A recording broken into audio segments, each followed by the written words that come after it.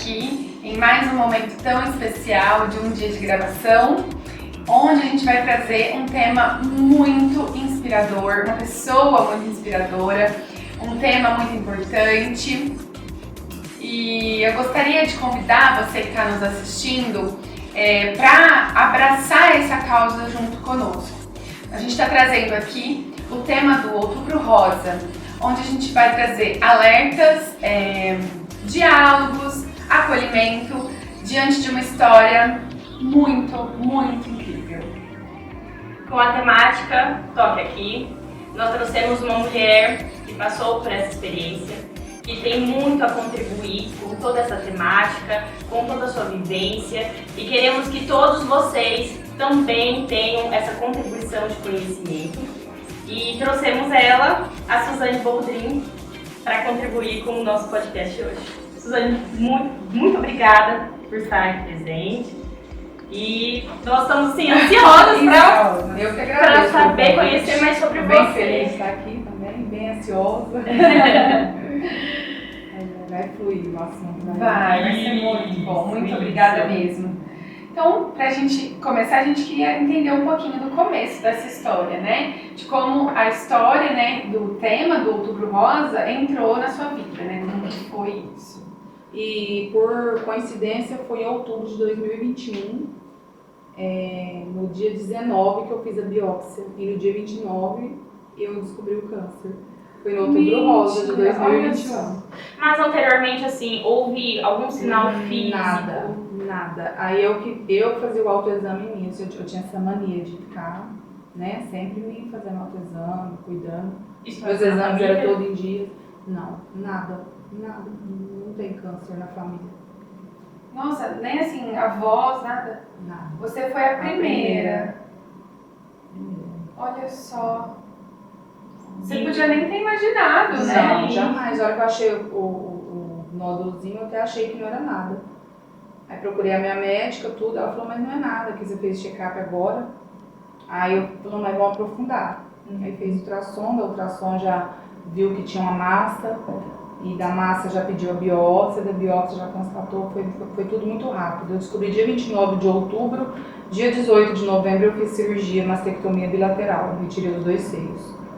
O outro eu tirei por prevenção, eu que optei. E como que foi, assim, receber esse diagnóstico, passar por esse processo? Na hora que eu recebi o diagnóstico, tava eu e meu marido.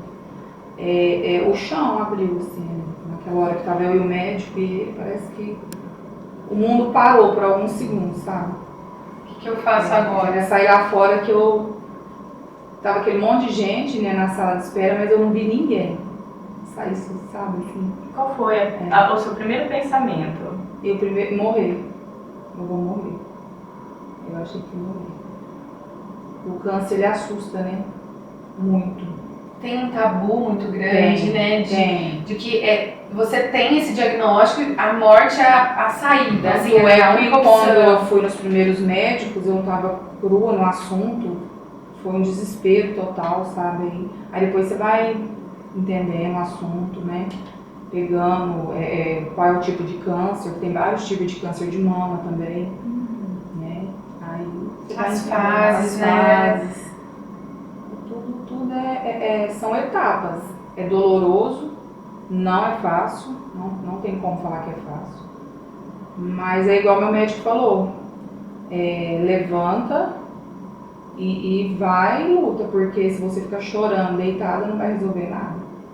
E eu saí de lá e falei, vamos à luta. E fui. Na minha terceira quimio, meu cabelo começou a cair muito. Aí, sem contar pra ninguém, eu fui lá pra cortar. Aí já caiu muito, a minha filha tava comigo, a Dara. Aí eu falei com ele, raspa. Ela, nossa, mas mãe, já? Falei, já, raspa. Aí raspei e vim embora caladinha. Era que meu marido chegou, que ele viu, eu tava carequinha já.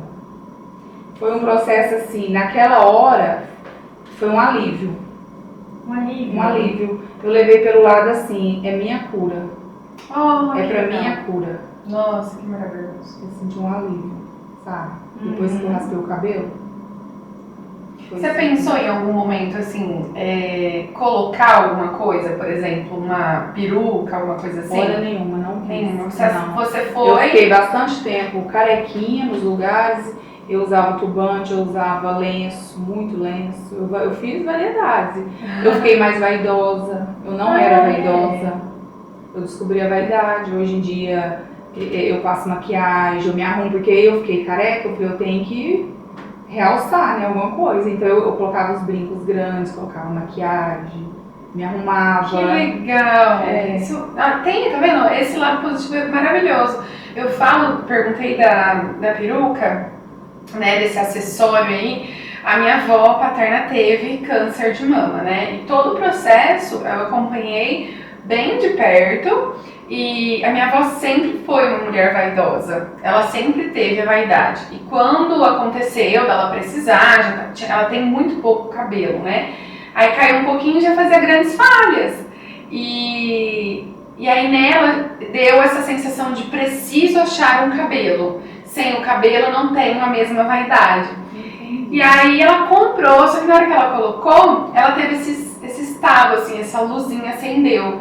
De eu não preciso disso. E aí ela começou a usar lenço, ela ficava careca, assim, é porque às vezes o sol, né, arde bastante, com uma sensação... Fica bem sensível o couro da cabeça. Fica assim, parece que até mais calor você sente. Muito calor, mas muito, a careca faz muito calor. Nossa, mas muito, você sabe, transpira assim, mas muito. Ela falava isso mesmo. E eu achei muito legal da sua parte, porque a minha avó precisou do processo, por exemplo, de ter que fazer essa compra, né? Encontrar o cabelo. Até então, antes do meu cabelo cair, lá no hospital perguntou se eu queria cortar ele pra fazer, né? Uma peruca. Eu falei que não queria. E como que era a relação, assim, com o seu cabelo, então? Nossa, meu cabelo era outra pessoa que eu cuidava. Era loiro, grandão, aqui, ó. Eu nunca tive cabelo curto, ciúme do meu cabelo, muito assim, sabe? Eu cuidava do cabelo, quem tem loiro, né, você sabe que é. Então foi uma coisa assim que me deu aquele estalo assim na hora, eu falei, meu Deus, meu cabelo. E aí depois eu vi que não é, a gente não... Hoje em dia eu amo meu cabelo, eu adorei meu cabelo curto. Ele natural, da cor que tá, nossa, eu tô adorando. Foi um processo de recomeço, de reinventar, de se autoconhecer de uma outra forma. Hoje eu tenho outros valores. Às vezes a gente era muito material, cabelo, essas coisas. A gente não, hoje em dia a gente dá outros valores. A vida com a doença eu aprendi a ser melhor. E você, assim, esse aprendizado, né, com certeza, com toda certeza, ele não foi só seu durante esse processo, foi de quem estava perto de você, né? Você falou que tem 2 filhas, né, tem seu marido, né? Como foi isso no ambiente, assim, familiar, né? O processo da descoberta, né? Com o meu marido foi companheiro todo o tanto, sabe? O tempo todo. Sempre cuidou de mim, às vezes tinha dia que eu ficava chorando.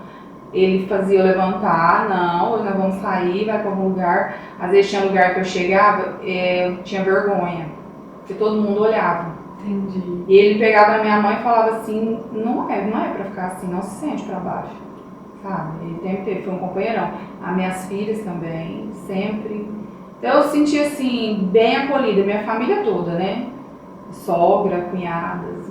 Tem uma sobrinha pequenininha assim, a Antonella, queria raspar a cabeça. Você vê, ela tem foto comigo, ela de tubante na cabeça, sabe? Você vê que gracinha.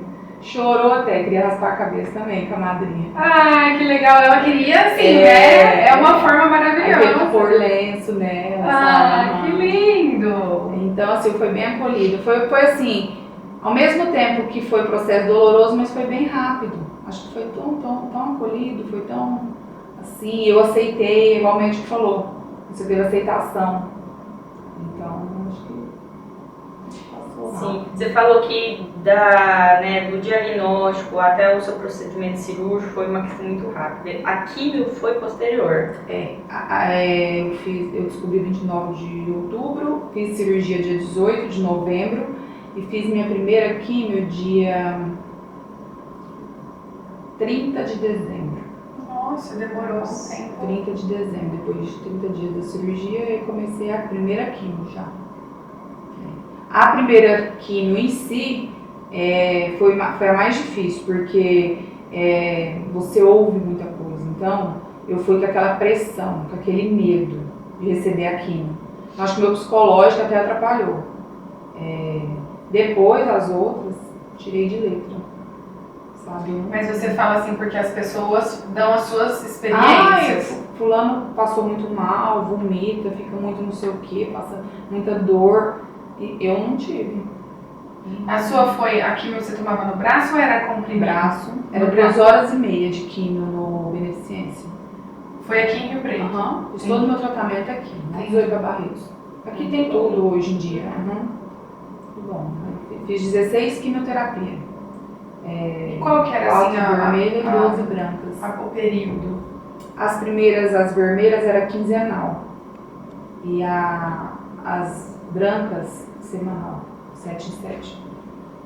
Qual que é a diferença? Você sabe mais ou menos? A vermelha, ela é mais forte. Ela é... Eu não sei explicar assim o certo, mas ela é bem mais forte, então são só 4. É a que cai o cabelo.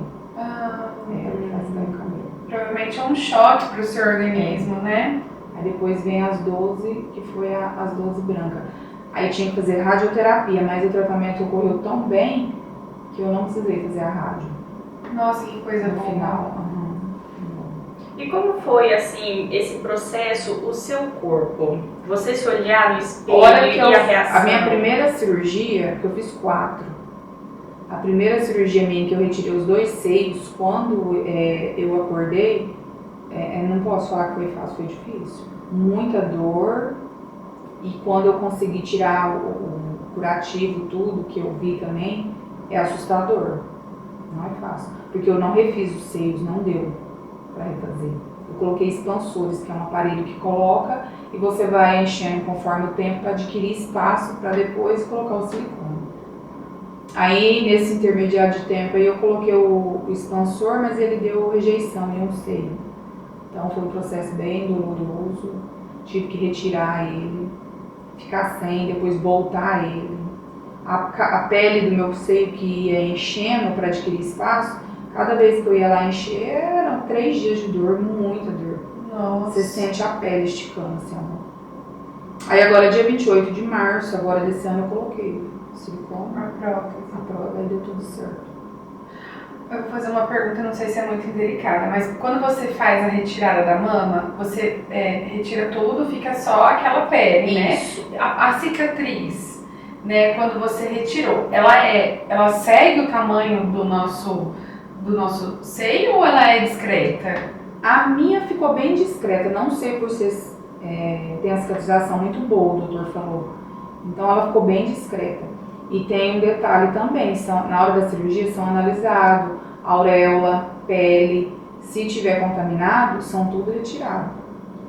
Tem colegas minhas lá que retirou, então é mais doloroso ainda. Eu tive a bênção de Deus que não retirou auréola, pele, então retirou tudo ali, as glândulas mamárias, tudo. Uma eu perdi o músculo, né? Aí, então colocou o silicone, aí fica perfeitinho em volta, né? Ele ocupa ali o lugar. Eu tive que fazer um esvaziamento axilar, que tinha linfonodo contaminado também na axila. Tem que retirar. Tá muito próximo do seio, né? Os linfonodos. Estava contaminado. Entendi. Então você permaneceu com a auréola e com a pele do seu seio. Então isso não facilitou nesse momento de você colocar o expansor.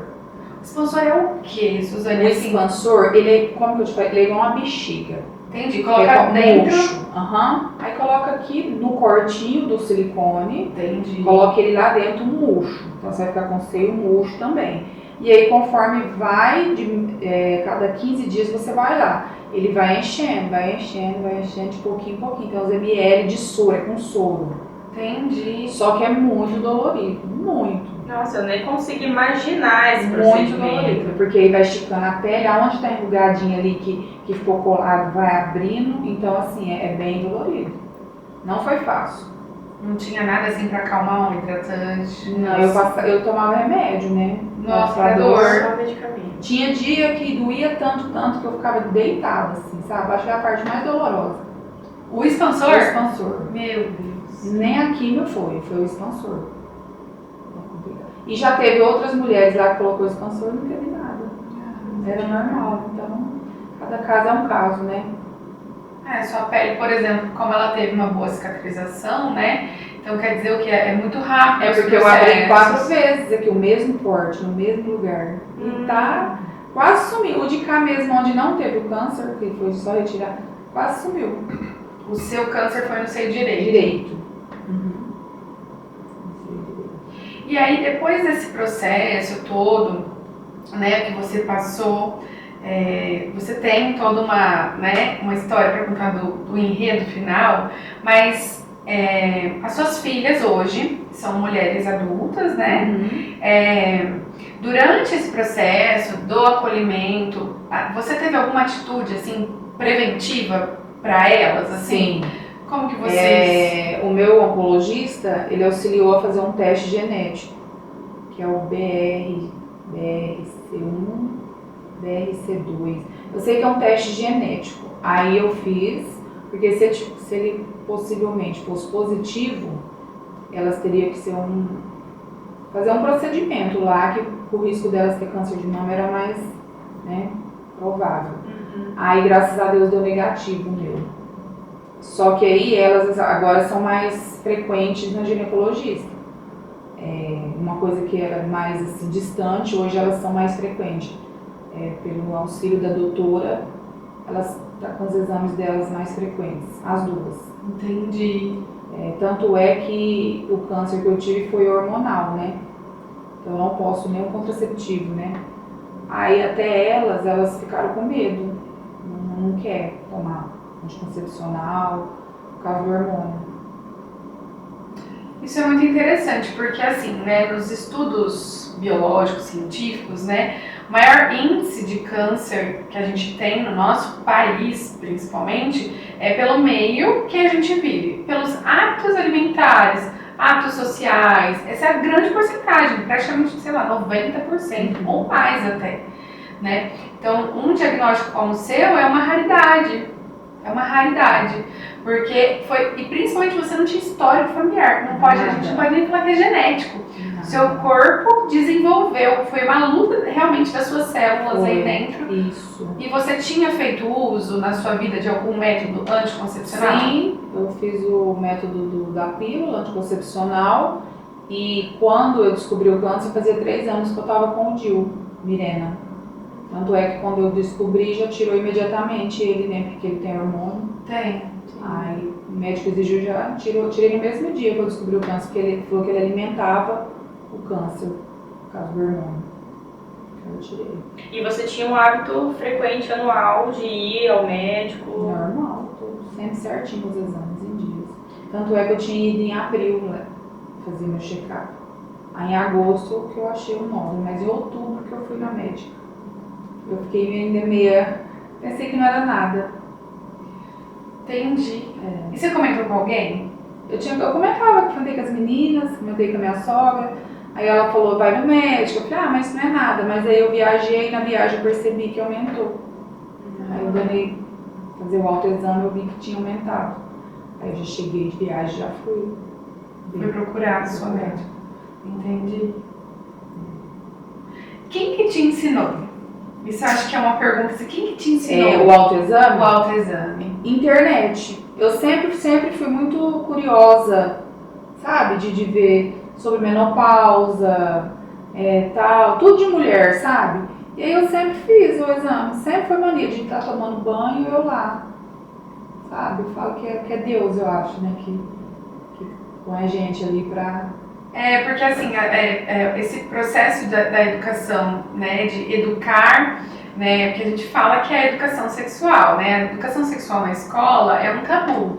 E a educação sexual, na verdade, é para prevenir certas situações desconfortáveis. Um câncer, às vezes a criança, por exemplo, um adolescente, aprende a fazer, ou até mesmo um menino, porque porque os meninos também fazem o autoexame. Isso. Aprende na escola, ensina pra avó, pra tia, né? Então, assim, essa luta pela educação sexual, pela principalmente prevenção dos cânceres que a gente tem e da AIDS, enfim, de ISTs.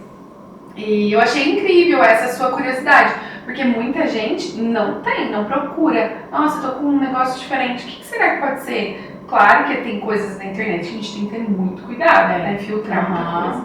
Mas tem muitos sites confiáveis, né? Sim. E a gente tem que conhecer o corpo da gente, eu acho. Eu acho que tem que ser.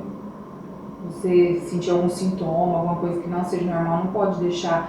Não vou no médico, não vou, quem procura acha, não. Tem que ir. Hoje em dia, eu já era, né? Todo dia meus exames. Hoje é meu oncologista que lute. Não pode doer nada que eu mando mensagem pra ele, tá? Tá diferente, alguma coisa. E seu marido era assim também, de se cuidar ou não? Não. Meu marido não cuida de nada da saúde dele. Nada. E tem uma saúde de ferro. E mesmo diante aí Da situação, não. Ele não se sensibilizou de pode dele também tem que me cuidar. Só de vocês. Ele não cuida da saúde. E voltando assim, né, quando a gente fala do câncer de mama, o seio é algo extremamente simbólico para a mulher, né? É uma questão de prazer e é uma questão de vida. Sim. Né? O ser fêmea, né? O amamentar, isso é o que também nos coloca nesse papel. E aí quando foi a questão do seu seio, né? Essa questão de como você olhou para o seu corpo, de como foi essa relação com o seu corpo, ver que é outro seio, que não foi você que optou por essa mudança, e você olhar para o seu corpo hoje, como que é a sua relação com relação à sua autoestima, com ser mulher, de olhar para o seu seio? Hoje tá normal, ele tá tipo assim, quase igual o que eu tinha, né? Eu quase não tinha no seio. Então colocou um assim que foi só ali, só pra ficar o seio mesmo, não ficar sem. É uma coisa assim que... Não, eu coloco biquíni, fica bonito, eu coloco meu sutiã, fica, né, o colo, então acho que isso voltou a autoestima depois que coloquei o silicone, seria agora só acompanhamento. Então é uma coisa assim que não me atrapalhou, não. Porque eu ficava assim esperando que ia resolver, então eu tinha essa esperança, né, então... graças a Deus os médicos são muito bons, né? Primeiro Deus, depois os médicos, né? A gente encontra uns anjos na vida da gente que ajuda muito, sabe? Muito bom. E tô ouvindo aqui você trazer, né? Também há um aumento muito grande diante de uma doença, as pessoas terem um contato muito próximo, assim, da sua fé, né? De aflorar a fé. E como que foi também esse processo da fé, desse vínculo? Já existia? Foi algo mais fortalecido? Como que eu te falo? Eu sempre fui assim, eu tenho meu altar em casa, sou muito católica e tal. Mas parece que eu acho que eu estava afastada, sabe? Aí precisou desse chacoalhão que hoje eu sou bem na fé mesmo, de rezar terço, sabe? Eu tenho meu altar em casa, minhas coisas, é diferente.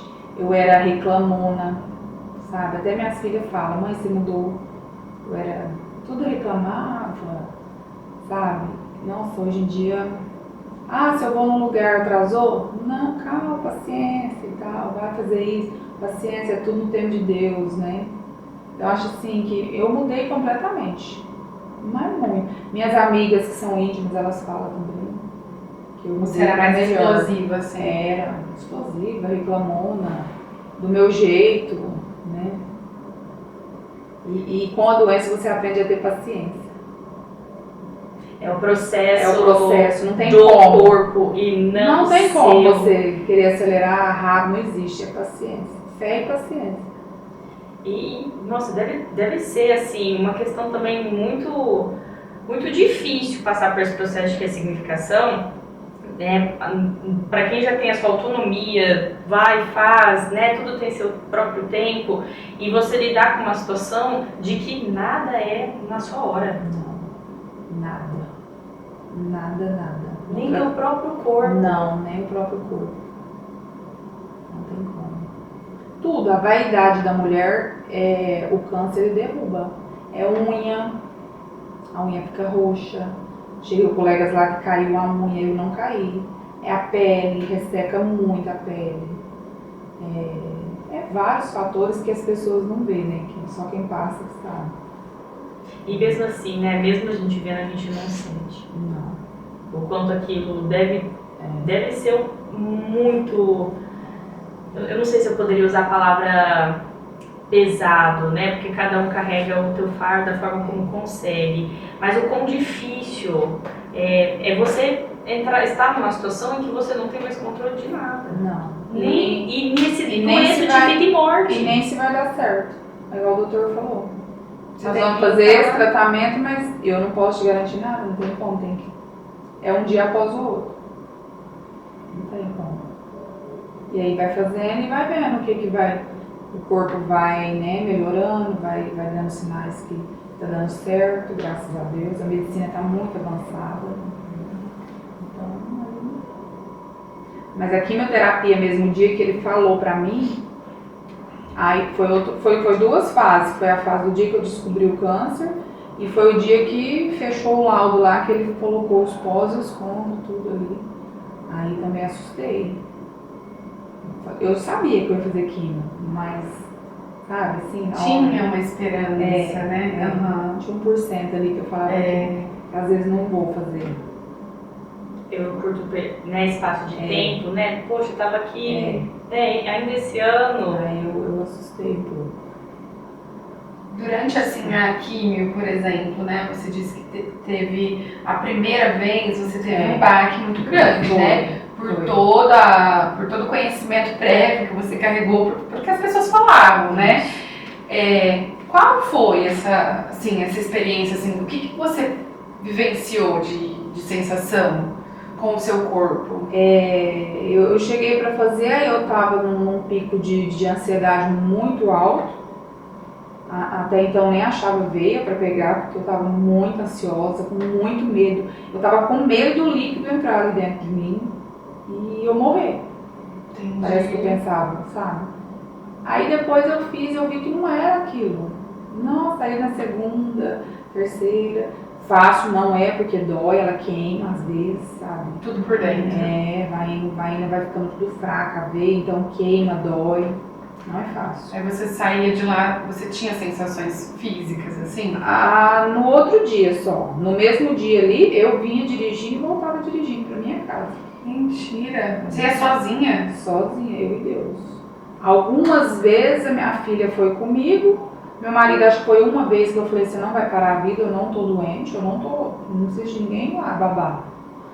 E minha amiga também, mas a maioria foi tudo eu. Levantava lá cedinho, vinha. Passava na padaria, pegava um pãozinho de queijo, um cappuccino, a enfermeira chegava ali, falava só você mesmo. Só você mesmo. E o tempo inteiro conversando, a quimioterapia me dava o efeito rebote. Em vez de eu dormir, eu já converso muito. Era o dobro. A minha filha mesmo falava, meu Deus, hoje eu não aguento. Tanto que eu ficava elétrica. E você ia comendo pra lá? Comendo lá. As mulheres tudo passando mal nas cadeiras e eu comendo pão de queijo, cappuccino. A mulher lá do lado do Beneficência virou minha amiga de onde vende o cappuccino. Já sabia, Já. Você tá indo pra sua química. Já, nunca passei mal. Nenhuma. Que benção. Nenhuma. Às vezes é isso, gente. O segredo é levar um pão de queijo. O doutor, eu nunca esqueço, meu médico falou, né, que ficou na minha mente. Ele falou assim, tá bom, sai daqui e vamos começar o tratamento. Mas você quer um conselho? 50% do tratamento é a cabeça e 50% é a medicina. Se você não se ajudar... Aí eu pus na minha cabeça e falei, não, eu tenho. Porque tem uns relatos mesmo que a gente conhece quando estuda, enfim, a minha avó também no tratamento dela, muita gente que se entrega, Isso. né? Porque, igual você falou, a sensação da morte, é a primeira que vem, né? Isso. E aí tem muito das pessoas não conseguirem encontrar forças para lutar contra esse primeiro pensamento, essa primeira sensação, e realmente se entrega. Né, não se dedica, não se apega a alguma força para se conectar. Porque tem muita gente, né, Suzane, vamos falar da realidade, que não acredita em Deus, né? Mas que acredita em alguma coisa, né? Eu tenho a minha fé, acredito em Deus, a Jaque é dela, mas, por exemplo, quem não acredita, por exemplo, no amor da mãe, no amor do irmão, para ter uma força para lutar. E aí quando a pessoa se entrega, é uma coisa que dói na gente quando a gente sabe, né? Porque, poxa, será que eu poderia, a quem tá próximo, né? Será que a gente poderia ter ajudado de alguma maneira? Mas é a pessoa, tá aqui dentro, né? Isso. Já parece que era uma situação de adoecimento já anterior a um diagnóstico, anterior a uma questão física, aquela pessoa já estava adoecida. Mas também tem uma questão ali, né, do se sentir acolhida, do saber que eu tenho para onde voltar, eu tenho certeza que as suas filhas devem ter sido um impulso muito grande, aquela pulsão de vida, ainda mais mãe, seio, eu dei a vida por elas, não vou dar agora a minha, para mim, o meu seio para mim agora. Então, deve ter sido uma força assim gigante da opção materna. Uma vontade de viver. É um medo de morrer com uma vontade de viver muito grande, sabe? Você quer lutar, todas as possibilidades que aparecem ali, você quer lutar. Pelo menos eu fui, né? Tudo que aparecia lá, eu agarrava com todas as minhas forças ali, as possibilidades. Eu não me apegava a coisa negativa. Isso é muito bom. Sim. O processo todo do início, né, que você disse que foi em outubro, até passou a quimioterapia, né? Quando acabou a sua quimio, já era 2022? Maio de 2022 acabou a quimio. Entendi. Aí depois dessa quimio, quais são os procedimentos? Aí é outro processo. Isso mesmo, foi bom tocar nesse assunto. Porque eu encerrei a quimio 11 de maio de 2022. Aí parece que eu tirei aquele vínculo, aí eu assustei de novo. Tipo, e agora se voltar ao câncer? Porque eu parei a quimio. Então dá esse susto na gente também. Porque eu fiquei ali 5 meses dependente desse tratamento. Parece que eu sentia que quando eu tava com ele, tava tudo ok. A hora que eu parasse. Então é um processo assim, o pós também é complicado. O pós-tratamento, eu falo pra você que eu acho que me assustou mais do que durante. Porque é o medo da doença voltar. Você assiste muita reportagem, tem muitos casos que voltam. É uma incerteza maior até, né? É o check-up de exames que eu ainda estou de 4 em 4 meses. Então toda vez que eu ir lá levar esses exames, ainda tem uns sustinhos que o corpo aparece, que a gente quase... Aí o doutor fala, teve isso, vamos ter que aprofundar. Aí eu vou lá fazer esse outro exame, mas eu já vou com o coração capotando, sabe? Sim. Então é uma coisa assim, a gente vive ali naquela luta. Fica naquela insegurança, ainda não tem autonomia do teu corpo. Porque quanto mais longe ficar, né, do final do tratamento, é melhor. Então, entendi.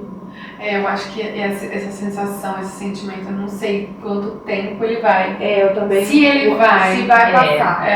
Porque assim, acompanho, né, o tratamento da minha avó, acabou o tratamento, agora ela chegou num ponto que ela vai, acho que uma vez por ano, para fazer esses exames. Aí no ano passado, acho, ano retrasado, não me lembro, mas acredito que foi ano passado, 2022, ela fez e encontrou uns pólipos no final do intestino.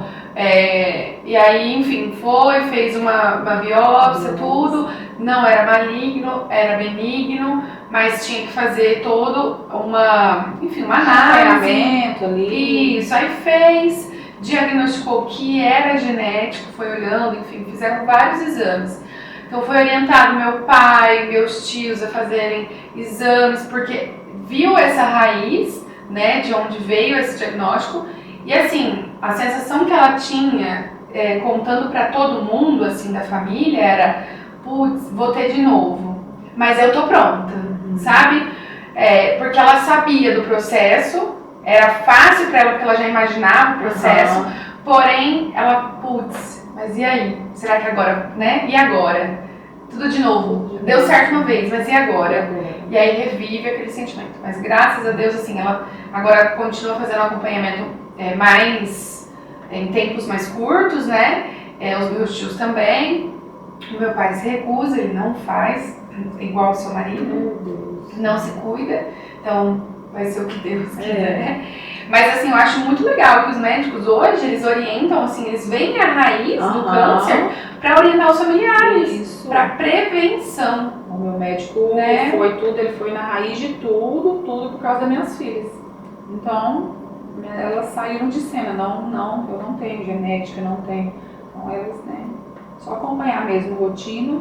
Sim. Mas eu não tenho perigo de genética. Maravilhoso. Gente, e mesmo assim, né, se você olhar a causa por uma questão hormonal, mesmo assim, é uma questão que também é prevenção para outra coisa que, poxa, mas eu tô me cuidando de um outro lugar para ter afetado em outro, e aí fica também de novo naquele questionamento, mas, né, se eu não tivesse feito isso, mas como não teria aquele... Porque eu questionei ele, falei, é porque eu tomei muito anticoncepcional, é porque eu tava com esse Mirena, fazia 3 anos e tal. Não tem como, não tem como ele olhar em mim e falar, é isso. É algo objetivo, assim, não, né? Algo objetivo. Não. É o câncer hormonal, mas... É que, na verdade, a gente entra aí numa questão, assim, de uma crítica muito grande social. Se a gente for analisar lá, biologicamente o corpo da mulher, ele tem aí a porcentagem, né, de hormônio que tem durante o ciclo menstrual e é aquilo que o corpo precisa. Aí a mulher, como forma de prevenção, ela insere mais hormônios. Então é um corpo estranho, é uma superdose. É a mesma coisa que você pensa na vacina que a gente tomou da Covid. A gente foi tomando várias doses para ter uma superdose, né, uma explosão dentro do nosso corpo de proteção. Mas ao mesmo tempo, pensando no anticoncepcional ou nos outros métodos, tem o lado ruim. Tem a questão das tromboses, enfim, outras milhares de coisas que acometem as mulheres. Então, assim, o que seria o ideal? Que a gente tivesse um método de contraceptivo, de prevenção, que não atingisse dessa forma. Mas qual que existe hoje? A camisinha. E aí a gente tem a questão da educação sexual, que eu trouxe no começo da conversa, que, enfim, gera muitos transtornos políticos, sociais. Como que você vai ensinar para uma criança que é preciso que ela use camisinha, sem que os pais sintam que isso é um estímulo, né, para a iniciação da vida sexual. Na verdade, não é. É só para ensinar que tem um método acessível, tem no posto, que tem no banheiro público, e que não prejudica tanto a saúde. Mas a gente eu mesma uso o DIU de Mirena, foi maravilhoso para mim essa descoberta, mas eu também corro riscos. Então, é um risco que eu escolhi correr. Mas eu poderia simplesmente fazer o uso, eu conhecia, eu sabia da camisinha. Então é um risco que a gente escolhe por comodidade, por facilidade. Então, assim, eu falei disso tudo porque eu acredito que vocês, tanto quanto eu, assim como tantas outras mulheres, é isso que a gente coloca na nossa vida. Já que somos nós as únicas que temos vários métodos contraceptivos, porque qual que um homem usa? Camisinha. Né? Então a gente está sujeita a isso e a gente se sujeita.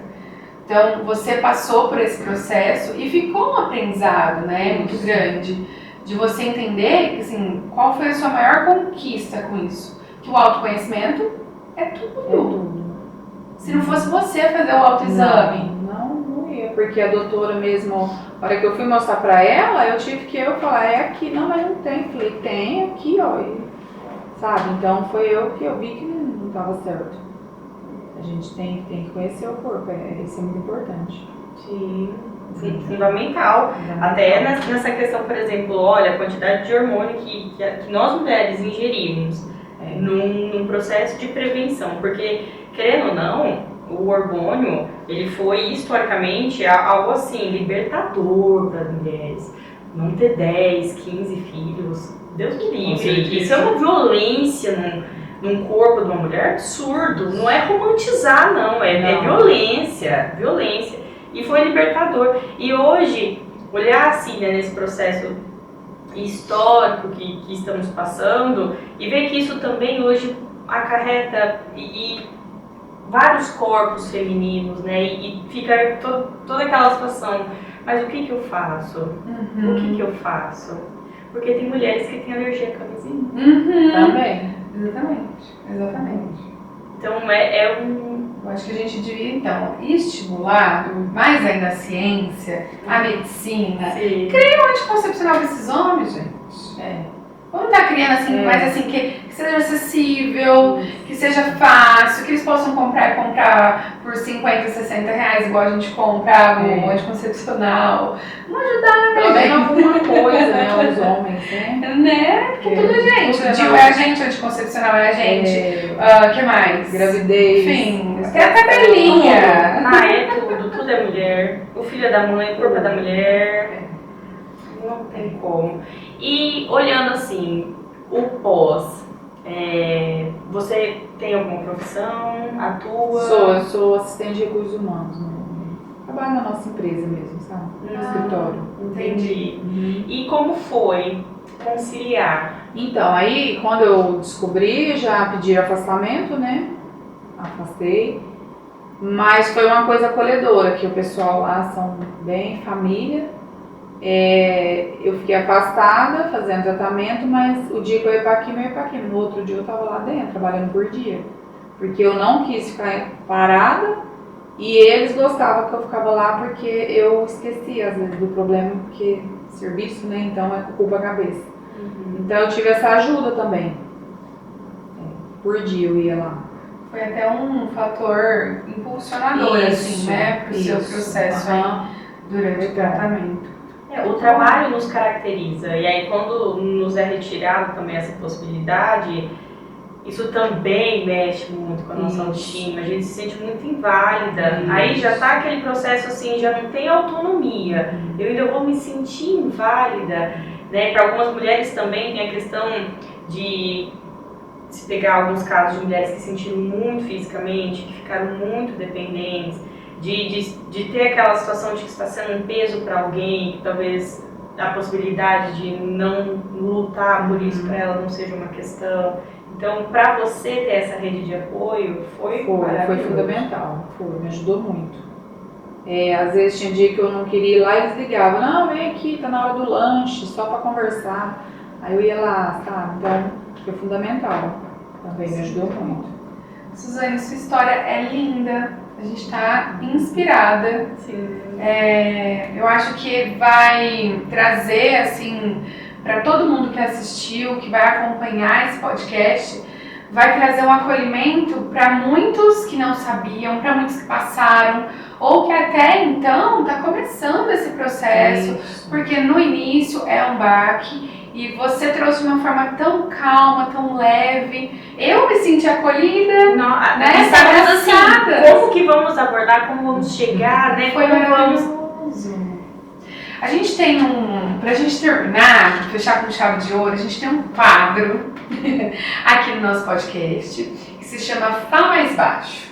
Esse quadro é o momento em que você fala algo para nós, que o nosso público, a galera vai ouvir, que por muito tempo você silenciou durante esse processo, né? Alguma dor que você segurou para não gritar aos quatro ventos, enfim, uma informação que você queria dizer para as pessoas e que você se segurou para, enfim, guardar energia para o seu processo, algo que você queria gritar para o mundo, quando a gente fala sobre esse seu momento.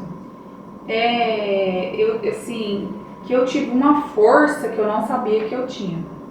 Eu não sabia que eu ia conseguir como que eu te falo? Hoje eu sou uma pessoa assim que eu tenho vergonha da pessoa que eu era. Hoje eu tenho orgulho da pessoa que eu sou. Depois da doença. Mas não tenha vergonha, acolha ela. Sabe? Acolha ela, porque ela também fez parte desse processo para te trazer essa sabedoria que hoje você tem. Isso. Então acolha ela, não se sinta envergonhada e veja o quanto né, a sabedoria e esse processo de vida, dessa pulsão de vida foi primordial, que você conseguiu ressignificar e que né, Suzane anterior fez parte desse processo. Hoje eu sinto mais mulher, sabe? Uhum. É diferente, eu Mais não sei poderosa. explicar isso, autoestima, é mais positiva, sabe? É uma coisa assim que é vivendo um dia de cada vez. E aí, sabe, cada dia pra mim eu não tenho mais aquela preocupação com o amanhã. Eu vivo hoje, eu aprendi isso com o câncer. A maturidade é libertador, a maturidade ela nos dá uma confiança que nenhum produto estético. Não, nada. Não a estética vai te trazer esse sentimento que eu adquiri. É lindo. Maravilhoso. Lindo. Maravilhoso. Suzane, muito obrigada. A sua Obrigada presença a você. aqui foi um presente para eles, para nós, para todo mundo. E foi uma honra. Muito Eu obrigada. adorei, viu? Fico muito agradecida pelo convite, tá? Espero, né, que as pessoas, que indiretamente a gente toque alguém, né, que ajude alguém. Com certeza, muito bom. Conhecimento. Não. Espero ter ajudado, né, alguém. Com certeza. Até nós. Até nós. Foi maravilhoso. Muito obrigada.